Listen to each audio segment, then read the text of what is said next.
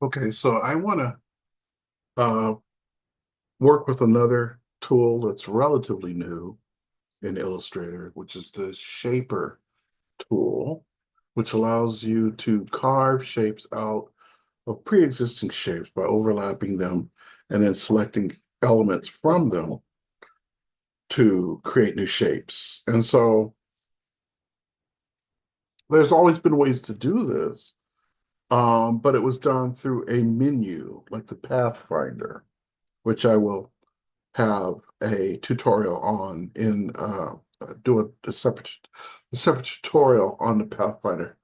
But what they've done is they've turned this into a tool which makes it a little easier to use.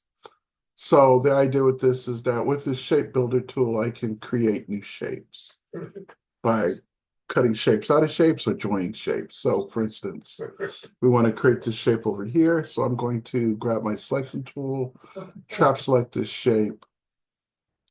I'm going to grab the shape builder and just drag over the whole thing, and it's created that shape right there, right? And then we want to create that eye from here. So once again, I'm just going to trap select these two shapes, and I want to subtract the center from both of them using the shaper. So I'm going to hold down the Alt or Option key and click here, Alt or Option key and click here, and then click in the center. And there's that shape. Let's move this over. So we have something like that.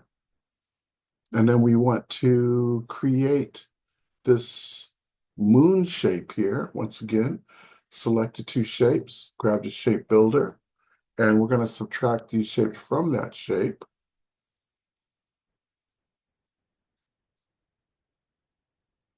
Oh, I didn't come up with a moon. Let's do that again. Let's see here. Subtract that from there, and then subtract that from there. And that looks pretty good. Well, that's close enough. I'm doing it a little bit wrong. Let's see. Let's go the other direction.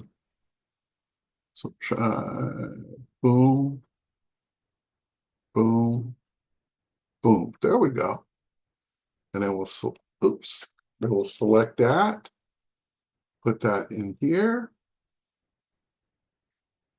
Let's see if there's still something missing there. Let's see if we can't get rid of that. Okay.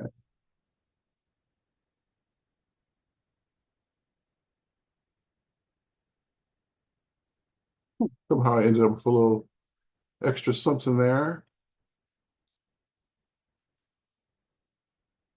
Uh, oops. There we go. There we go. So I had to subtract that from there.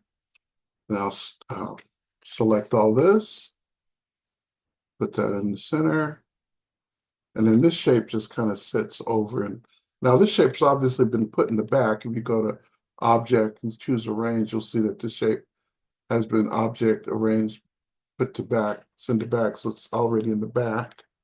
And there's how you can use that Shaper tool to create shapes by adjoining and subtracting from other shapes. So this is one that I forget to use because I'm used to doing things the old-fashioned way, but it's very powerful, it's very useful. All right, thank you.